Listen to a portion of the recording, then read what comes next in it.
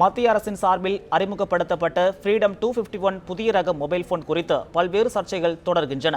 இந்த மொபைல் போனை உற்பத்தி செய்வதாக தெரிவித்த ரிங்கிங் பெல்ஸ் நிறுவனத்தின் அலுவலகம் மூடப்பட்டுள்ளதால் பல்வேறு தரப்பினரும் அதிர்ச்சி அடைந்துள்ளனர்.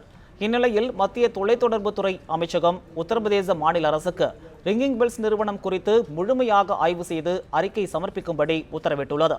இதனையடுத்து அந்த நிறுவனம் அமைந்துள்ளதாக கூறப்படும் நொய்டாவிற்கு சென்ற நமது செய்தியாளர் ஸ்டீஃபன் அங்குள்ள நிலைமைகள் குறித்து அளித்த தகவல்களை இப்போது பார்க்கலாம். மத்திய அரசின் start up India make in India திட்டத்தை பயன்படுத்தி ரிங்கிங் பெல்ஸ் என்ற நிறுவனம் ஃப்ரீடம் 251 என்ற புதிய ரக மொபைலை அறிமுகப்படுத்தி இருக்கிறது. இந்த மொபைலை முன்பதிவு செய்வதற்கு மிகுந்த ஆர்வத்தோடு பொதுமக்களும் அதே போன்று இந்தியாவில் இருக்கக்கூடிய பல மாநிலங்களில் இருக்கக்கூடிய இளைஞர்களும் மிகுந்த ஆர்வத்துடன் நேற்று காலையே 6 மணிக்கு எந்திரித்து இந்த முன்பதிவு வேலைகளை செய்ய ஆரம்பித்தார்கள். ஆனால் இடையில் அந்த முன்பதிவு செய்ய முடியாத ஒரு சூழ்நிலை ஏற்பட்டு விட்டது. அதற்கு முக்கிய காரணம் அனைத்து இளைஞர்களும் ஒரே நேரத்தில் முன்பதிவு செய்ய முயன்றதின் காரணமாக அந்த இணையதளமானது முடக்கப்பட்டது என்று கம்பெனி தரப்பில் கூறப்பட்டிருந்தாலும் இந்த கம்பெனி உண்மையான ஒரு கம்பெனி தானா, இதனுடைய தயாரிப்புகள் என்ன, இதனுடைய பின்புலம் என்ன, எப்படி இந்த நிறுவனமானது இந்த தயாரிப்புகளை மேற்கொள்ள இருக்கிறது என்பதெல்லாம் தெரிந்து கொள்வதற்காக உத்தரப்பிரதேச மாநிலத்தில் இருக்கக்கூடிய நொய்டா என்ற இடத்தில் தான் இந்த நிறுவனமானது இந்த நிறுவனத்தின் அலுவலகமானது இருக்கிறது.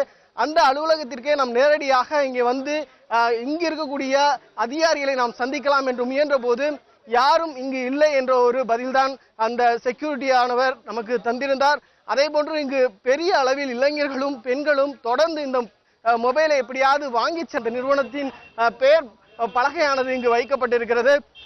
கீர்த்தி சோமையா என்ற பாஜக நாடாளுமன்ற உறுப்பினரும் மத்திய தொலைத்தொடர்புத்துறை அமைச்சருக்கு ஒரு கடிதமை எழுதியிருக்கிறார். அந்த கடிதத்தில் கூட இந்த நிறுவனத்தினுடைய பின்புலம் இன்னும் சரியாக தெரியவில்லை. கோயல் என்ற ஃபேமிலி, அதாவது அந்த குடும்பம் தான் இந்த நிறுவனத்தை நடத்தி வருகிறதாக கூறியிருக்கிறார்கள்.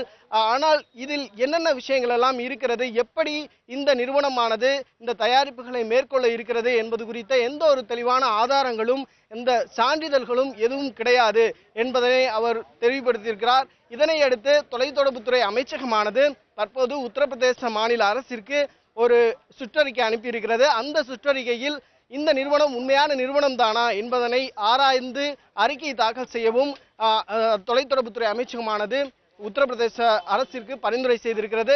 குறைந்த விலைக்கு இந்த மொபைல்களை வழங்குகிறார்கள் என்ற ஒரு காரணத்திற்காக உடனே இந்த மொபைலை புக் செய்து விட்டார்கள். ஆனால் இந்த மொபைலானது உண்மையாகவே மக்களுக்கு சென்றடையுமா என்பது ஒரு மிகப்பெரிய கேள்விக்குறியாக இருக்கிறது.